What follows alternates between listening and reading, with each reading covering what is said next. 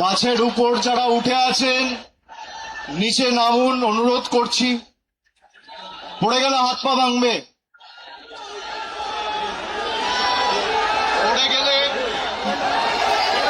পড়ে গেলে হাত পা ভাঙবে।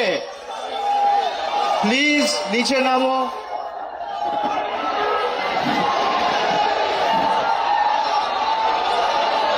প্রথমেই আজকের এই ঐতিহাসিক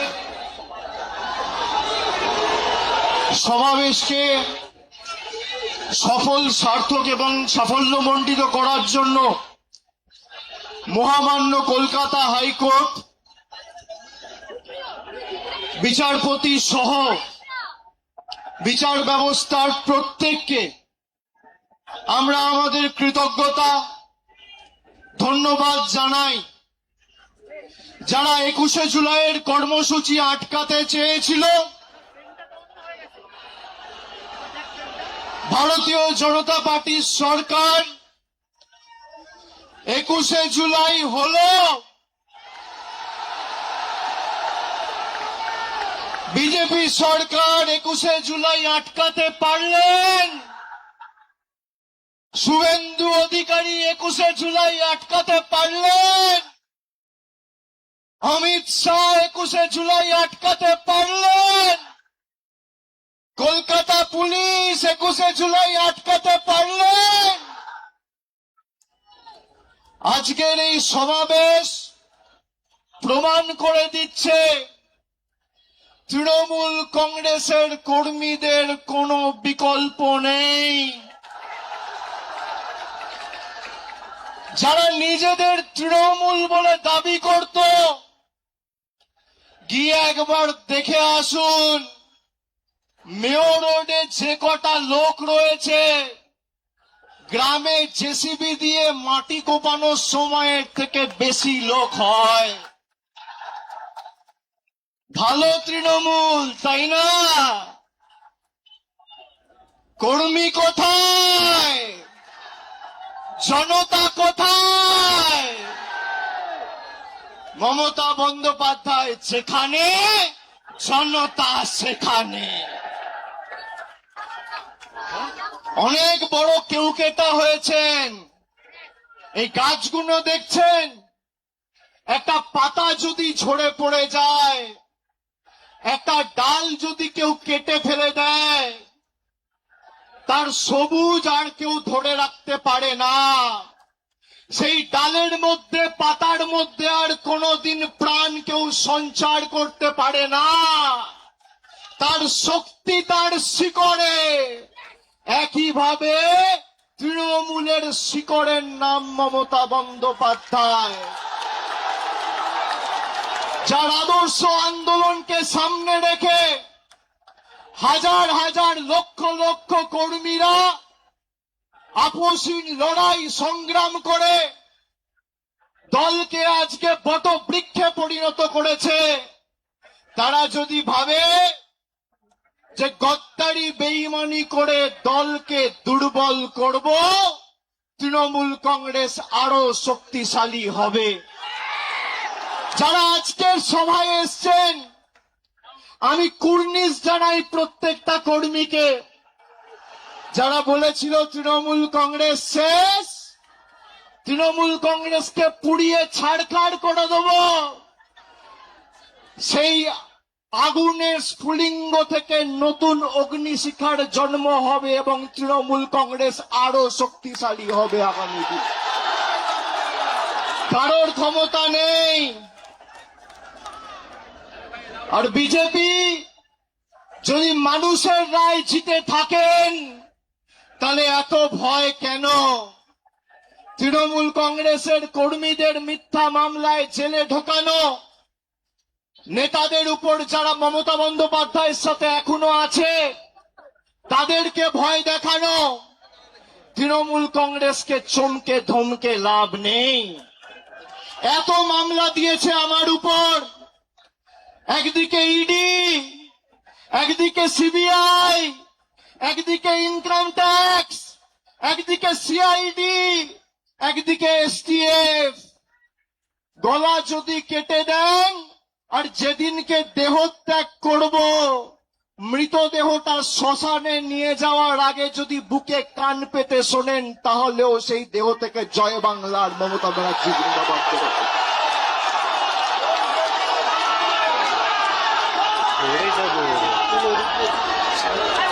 ইতিহাস প্রতিকূলতার বিরুদ্ধে প্রলোভনকে উপেক্ষা করে যারা লড়াই করে ইতিহাস তাদেরকে সমর্থন করে, গদ্দারদের সমর্থন করে না।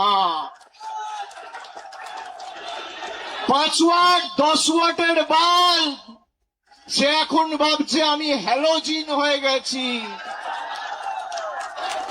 আরে বিদ্যুৎ সঞ্চার করছে মমতা ব্যানার্জি, শক্তি কেন্দ্র মমতা বন্দ্যোপাধ্যায়, যার আদর্শকে সামনে রেখে আপনার রাজনৈতিক পরিচয় পথ চলা। যদি কেউ নিজের মাকে ত্যাগ করে সে সন্তানকে সৃষ্টিকর্তা সর্বশক্তিমানও কোনোদিন ক্ষমা করে না। যারা গেছে আমি নেত্রীকে অনুরোধ করব দয়া করে আগামী দিনে একটা কেউ ফেরত নেবেন না, একটা কেউ ফেরত নেবেন না। আজকের এই কর্মী সমর্থকদের উৎসাহ উদ্দীপনা, বিজেপির ক্ষমতা হবে ক্যাথিড্রাল রোডে এই মিটিং করার, রাজ্য সরকারের ক্ষমতায়, পুলিশ তোমার, তদন্তকারী সংস্থা তোমার, অর্থ তোমার, কেন্দ্র সরকার তোমার, মানুষ তৃণমূলের সাথে রয়েছে।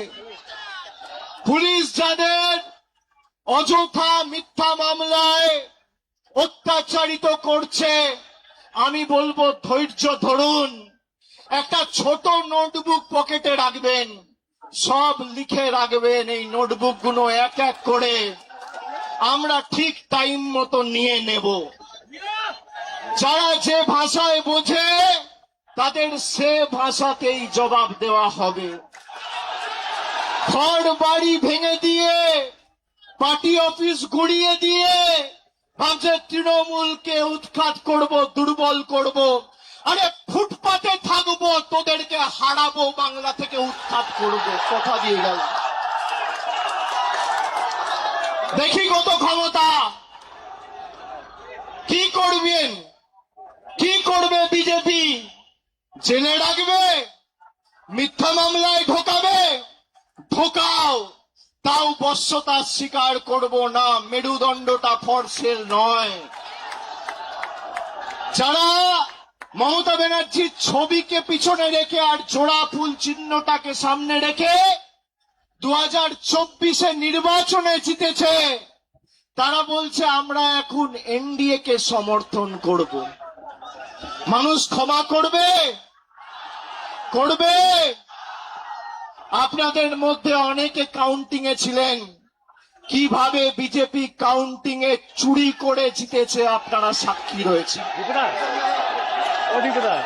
যারা রামের নামে ভোট চেয়েছিল সেই রাম মন্দিরে চুরির দায় এই বিজেপির। রাম মন্দিরে নোট চুরি আর ইভিএম এ ভোট চুরি, এই হচ্ছে বিজেপির প্রকৃত স্বরূপ। আর যারা গা বাঁচাতে, পিঠ বাঁচাতে বালিশ চাটার গ্রুপে যাচ্ছেন, এদেরকে তৃণমূল বলবেন না, বলবেন বালিশ চাটা। খালি বিসি বললেই হবে। বিসি, বিসির অনেক মানে হয়। বালিশ চাটা, আমি আর বেশি কিছু বললাম না।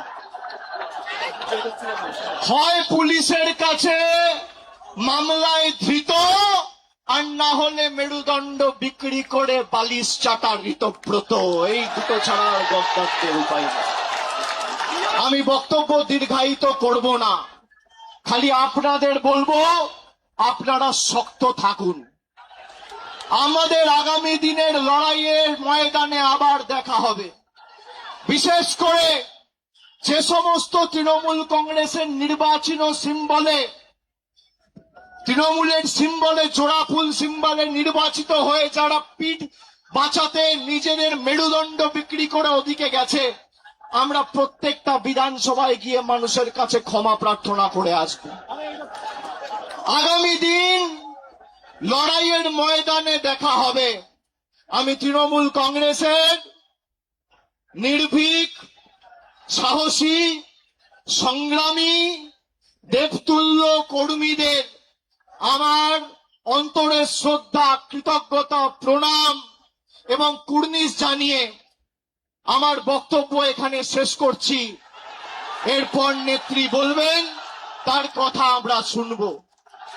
জোরে বলুন, জয় বাংলা, জয় বাংলা, জয় বাংলা, জয় বাংলা, জয় বাংলা, জয় বাংলা, জয় বাংলা, জয় বাংলা, জয় বাংলা, জয় বাংলা, জয় বাংলা, জয় বাংলা। অনেক অনেক ধন্যবাদ, নমস্কার।